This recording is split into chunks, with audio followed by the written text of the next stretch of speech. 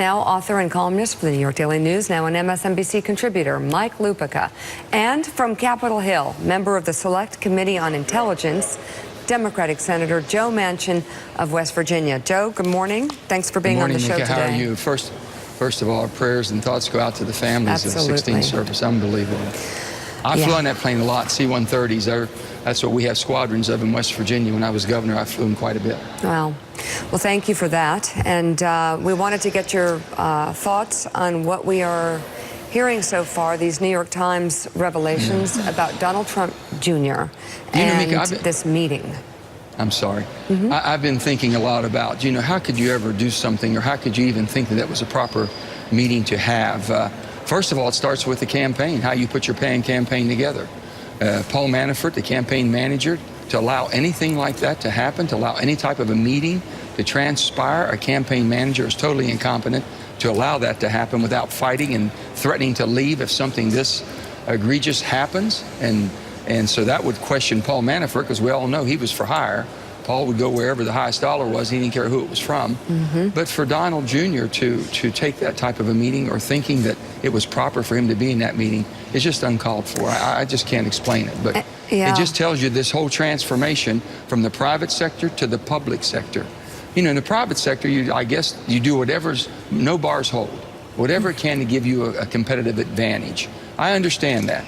But boy, in the public sector, that is so much different. But to see that we've digressed, that we've digressed in the public arena to this type of behavior is just uncalled for. So let's crystallize what you're saying and hear from it. Of course, NBC's Keir Simmons got an exclusive interview with this Russian lawyer. And in this meeting with this woman that you're about to hear from, Jared Kushner, Paul Manafort, the head of the campaign, and of course Donald Trump Jr. The three of them took the time to meet with this Russian lawyer. Here is the NBC exclusive interview with Keir Simmons, hearing from her. Take a listen.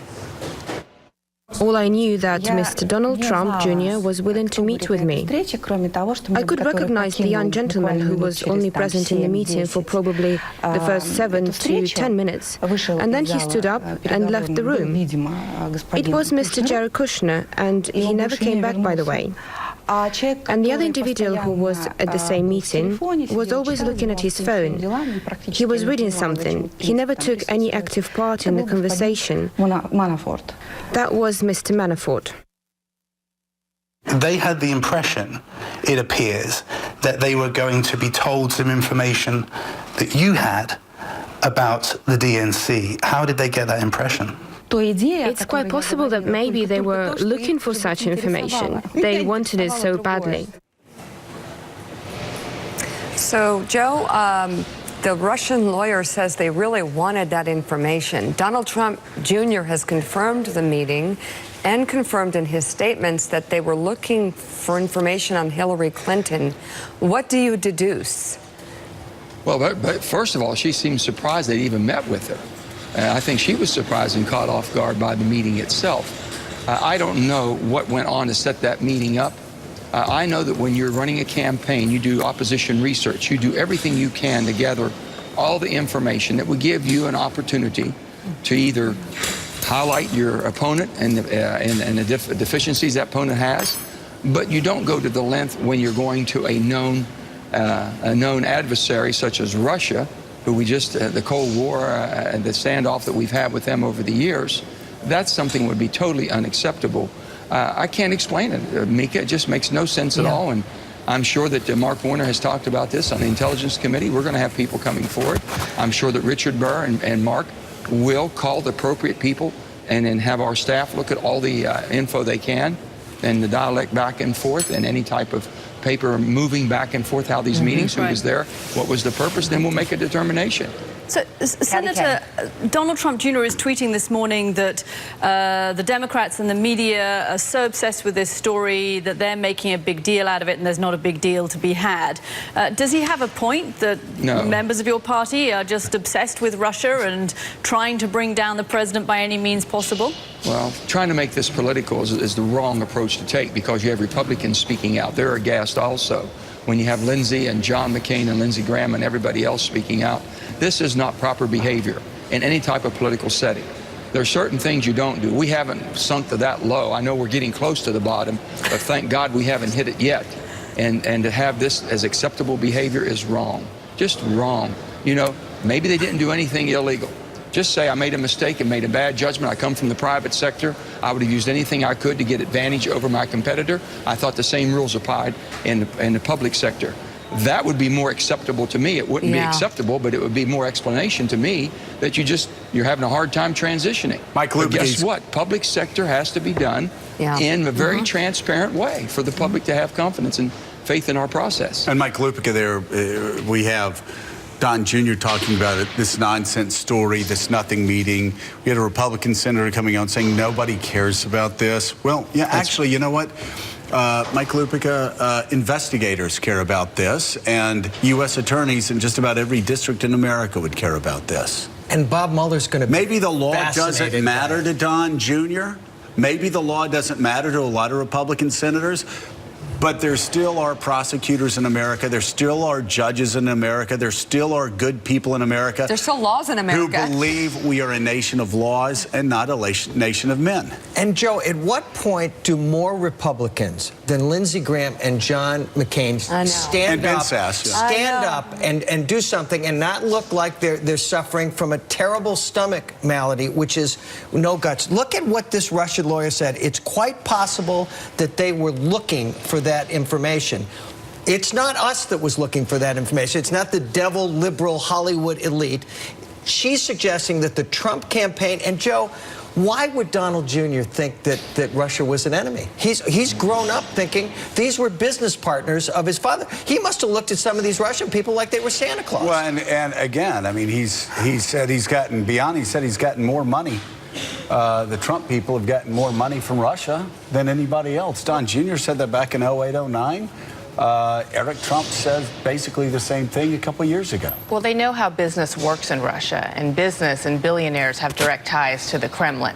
So this isn't just some billionaire whose son is a musician that tried to set up a meeting that maybe they could provide some information. They know that everyone has ties to the very top. And there's a quote, Got to bring it up again. Russians make up a pretty disproportionate cross-section of our assets. We see a lot of money pouring in from Russia, Don Trump Jr.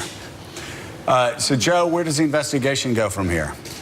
Well, Joe, I mean, it's going to continue. It's not going to stop. And you said something there, the rule of law. That's what makes us different from any part of the world. We are a land of laws. And no matter how high you are on the totem pole or how low you are on the totem pole, you should be treated the same. Justice is blind, and you're treated the same. But you just can't have certain aspects of what you think because of your wealth or your stature, that you're able to do things that other people can't, and they should be forgiven. Donald Jr. should come forward, come to the committee, and he'll be requested to come to that committee, speak openly. If you made a mistake, say you made a mistake. That's stupid. I mean, it was just uncalled for to do that. But to thinking that you're going to get an advantage and your father's in the campaign to where basically he might be the underdog or he was the underdog, and you're doing everything you can to equal the playing field or level the playing field, there's certain things you just can't do in the public sector. You have to learn that. And they might learn the hard way here, but there's not people going to be backing off, and I think Republicans feel the same as Democrats. A little humility. Put the country would help. first. It's about our country. If we can't protect the things that made us the country that we are, then God help us all. No, Mike? Well, you know, Senator, to that point that you just raised, and I'm a little off message here, we focus intently on Russia and the First Family, members of the First Family, including the president, playing footsie with the Russians. You're speaking to us from a building, the United States Senate, in the capital of this country, where polarization has taken such an effect that very little gets done.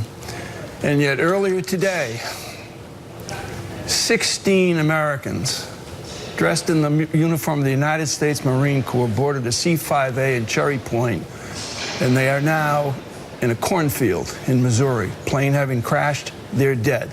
Every single day around the world, hundreds of thousands of Americans wearing the uniform of the United States of America do their job. Why can't we, you in the Senate and the House, do your job? Oh, Mike, I couldn't agree with you more. I mean, You know, this is the toughest place to come to work every morning if you can't get your head on right. What's the purpose of being here? I don't come to work as a Democrat, and my friends shouldn't come to work as a Republican. We should come to work as Americans, and we've got infrastructure. We have a tax system that's out of date. We've got job opportunities that we're not taking advantage of because our economy and people don't have confidence. We're not growing the way we should be. We should be getting our act together here and take care of a health care catastrophe that we have looming right now that because of politics, it could collapse and people basically, their lives are in jeopardy. And we can't come together to find ways to repair it and fix it. And you've got to come to this job. I'm in a hostile work environment. People are trying to defeat each other every day. We should be coming here and finding ways to work. I mean, this is horrible. And I, being a former governor and being in West Virginia, we don't do things this way. We try not to. There's a time when you play politics and have a good time with it, have your differences to go on and sell your goods if you can. But there's a time that basically the state of West Virginia, the country of the United States of America, is far above anything that I do and my reason and purpose of being here. It's because of that, not because of being a Democrat or being a conservative or being a liberal or being a Republican. It is absolutely unbelievable. And to get your mind around this, for all of you in that room to come to work every day knowing that a person's supposed to be your friend but has an R by their name and you might have a D by your name, and they're trying to get you defeated. And then we have a 2-year process. Right now we're in the 2018 cycle. And everybody's shooting at everybody already a year and a half out. I'm sick and tired of it already. I can only imagine the good people in West Virginia got to be sick and tired of it, but we'll get through it. We're stronger than this. We're better than this. We are a country that we're the hope of the world. If we don't get it right, God help the rest of the world, because no one else is going to step to the plate. Amen. And we cannot leave a void. We cannot leave this void. Member of the Senate Intelligence Committee, Senator Joe Manchin. Thanks for being on the show. Great to see you. Thank you all. Thank you, Joe. Bye-bye. Thank you, guys. Up next, he